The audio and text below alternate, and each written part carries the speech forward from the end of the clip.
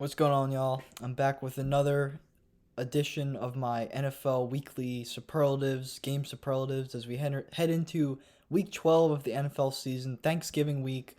So we got three, well, let's face it, pretty boring games for this Thanksgiving slate. And then overall, when I was looking at the slate of games this week, I was left a little disappointed. A few good games here or there, but overall, not the most exciting of games this weekend coming up.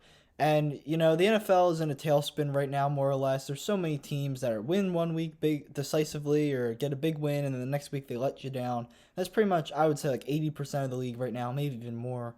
It's really hard to figure out right now who's going to emerge as the clear-cut Super Bowl contenders. I do think there is, the five top NFC teams I think are the biggest Super Bowl contenders right now, but I can't really say which of them will emerge from the NFC. And as for the AFC, I have no idea who's going to take the crown out in that conference. But that being said, I'm gonna get right into my picks here for this week's game of the week on Sunday. Surprisingly, not the Sunday Night Football game. Rams visiting the Packers. These are two of the best teams in the NFL right now. Packers just suffered a close loss to the Vikings. The Rams were on bye last week, but they were coming off a few disappointing losses themselves.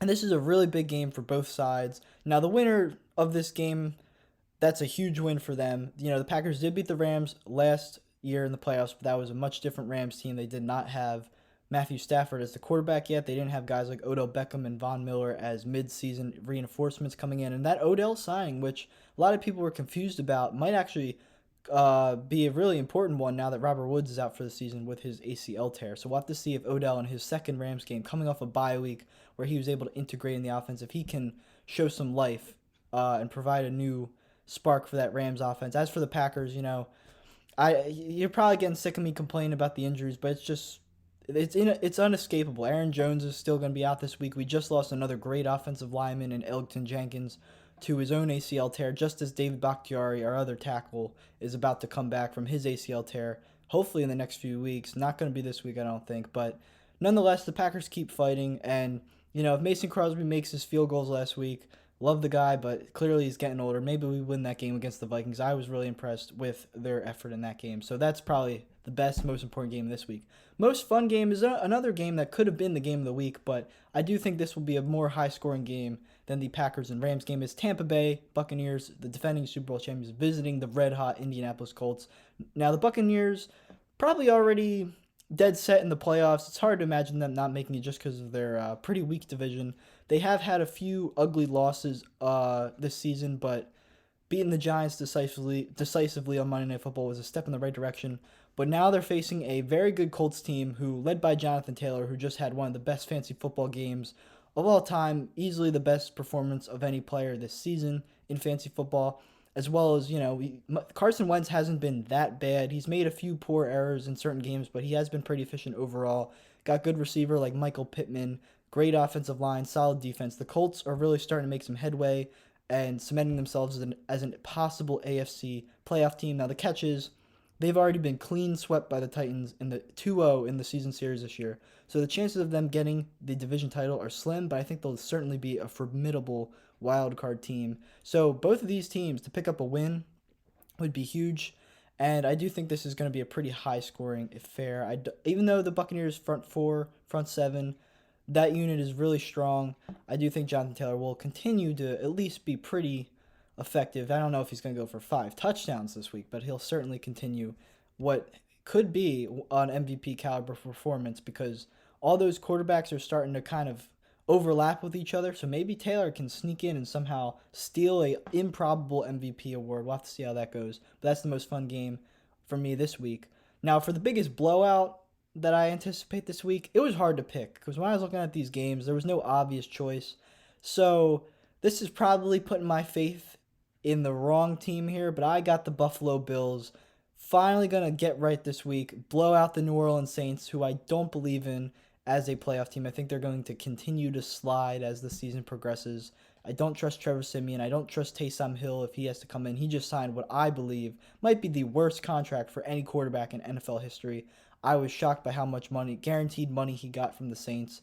I don't like the Saints offense, especially if Alvin Kamara is going to continue to be absent, which he will be this week. Their defense is solid, but I don't know if it's good enough to slow down Josh Allen in that Bills offense, who are going to need a big bounce back if they're going to hold off the New England Patriots in that division. Patriots are now in first. Bills got to get back in the driver's seat. I still believe in that Bills team. They got a lot of talent, but they've been sloppy all year, losing games they shouldn't, not winning games by as big a margin you as expect. But this could be a way to get right on the road on Thanksgiving in prime time in that 8 o'clock slot. So I anticipate the Bills, uh, maybe entertaining us Thanksgiving night after dinner.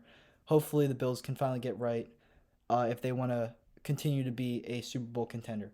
Now, another Thanksgiving game that I'm gonna have to give the biggest snooze fest of the week. I think you all know it's coming. When I first looked at this, it could have been Jets Texans. There's a few other candidates, but I think Bears at Lions on Thanksgiving has to be the obvious answer. Now we've had a lot of iterations of this game over the years, very on Thanksgiving for the Lions. Only a couple of years ago was David Blau, the hero of Detroit, taking on Mitch Trubisky, Mitch the Twitch. That was a pretty bad game. But even that was kind of fun. David Blau was getting some points. Trubisky had to come back at the end.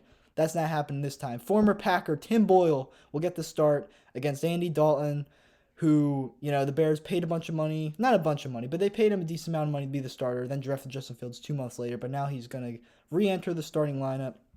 I anticipate the Bears get a win here, but overall, this will be a good time to catch up with some of your family members on Thanksgiving. Maybe have a nice conversation with them. Don't pay too much attention to Tim Boyle, who, he was on the Packers for a while. I didn't know much about him. I just knew he was our backup. I was shocked to learn this last week that he had more interceptions in college than touchdowns for both colleges he played for, because he was at two different colleges. I was like, I just don't know how he's in the position to start NFL games, but here we are. He's Jared Goff's primary backup, and he's starting on Thanksgiving. So anyway, finally, for biggest potential upset of the week, now you could argue, some people would, probably Steelers fans especially, would argue that the Steelers beating the Bengals this week wouldn't be that big of an upset. But I think, generally speaking, most NFL fans, especially after the Bengals' performance last week, the great rookie season Jamar Chase has been having, the offense has been electric for them the majority of this season. I think most NFL fans would regard the Bengals as the better team. But the Steelers, forget about their Lions tie with Mason Rudolph. Other than that, they've been building momentum. They showed some resiliency on that Sunday Night Football game, although they did wind up losing. But I do think I wouldn't pick against the Bengals if I was betting here, but I think there is certainly a chance the Steelers defense could limit Joe Burrow in this game and pull out an ugly win. The Steelers-Bengals rivalry is one of the fiercest in the NFL, and there's certainly a lot of bad blood between those teams. I could see the Steelers upping the defensive effort this week to steal a win in Cincinnati, and that would be huge for their playoffs hopes. They're still in the race. People thought they were going to be probably going to be the worst team in that division going into the year, but they've certainly stayed resilient all year and are still in the playoff hunt. So that's going to do it for my Week 12 NFL game superlatives. Thank you all for watching. Make sure to subscribe to the channel if you haven't, and I hope you all have a fantastic Thanksgiving.